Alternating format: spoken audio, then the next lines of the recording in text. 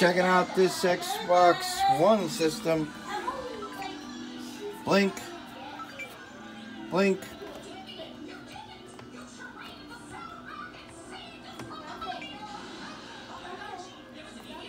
Why'd you do that?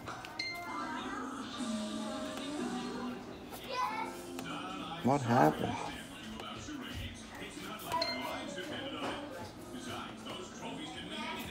Did unplug it, and you know it has been unplugged, so I wonder if the power supply could actually be bad.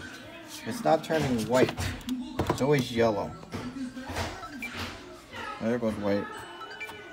But that power supply, maybe the power supply is failing. What's wrong with it? Let me know.